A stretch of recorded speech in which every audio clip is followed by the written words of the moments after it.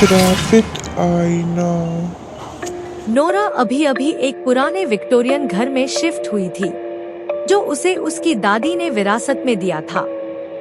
वो घर घने जंगलों के बीच बसा था, शहर से बहुत दूर, जिसमें फर्श हर कदम पर चिरचिराता था और दीवारों का वॉलपेपर ऐसे उधड़ रहा था जैसे कोई चमड़ी बदल रहा हो।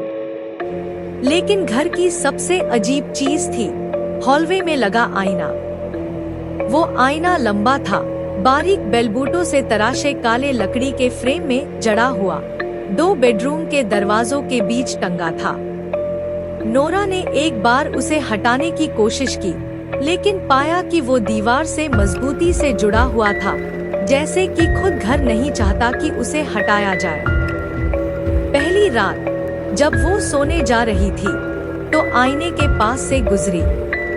एक पल को उसकी नजर कोने से कुछ अजीब सा महसूस हुआ। उसका प्रतिबिंब उसकी हरकतों की हूबहू नकल नहीं कर रहा था।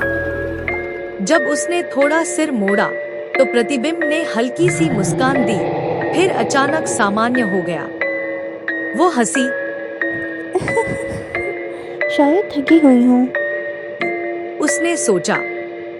तीसरी रात तक उसने उस आईने से बचना शुरू कर दिया, लेकिन चाहे वो कितनी भी धीरे चले, कितनी भी सावधानी से कदम रखे, उसे हमेशा ऐसा लगता जैसे कोई उसे देख रहा हो। 5वीं रात वो 3 बजे नींद से जागी। हॉलवे से किसी के चलने की हल्की सी आवाज आई थी। उसका बेडरूम का दरवाजा खुला था, जबकि उसे यकीन था कि उसने बंद किया था। उसका गला सूखने लगा।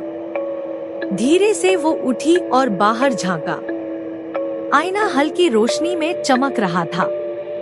धड़कनों के साथ वो धीरे धीरे उसके पास गई। जैसे जैसे वो पास पहुंची, प्रतिबिंब ने सिर्फ हॉलवे को नहीं दिखाया, बल्कि उसके पीछे उसका बेडरूम भी दिखा। और उस प्रतिबिंब में वो अभी भी बिस्तर पर सो रही थी। नोरा जड़ हो गई। उसने देखा कि बिस्तर पर लेटी हुई वो धीरे धीरे आंखें खोल रही थी। फिर उसने मुस्कुराया।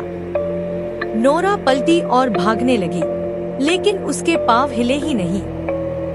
उसका प्रतिबिंब आईने से ऐसे निकला जैसे पानी से बाहर आ रहा हो। वो उसकी तरफ बढ़ा। उसके होठों पर ऐसी मुस्कान थी जो किसी इंसान के चेहरे पर आ ही नहीं सकती। सुबह होने तक नोरा गायब हो चुकी थी, लेकिन आईना अब भी किसी को दर्शाता है, और वो अब भी मुस्कुराता है।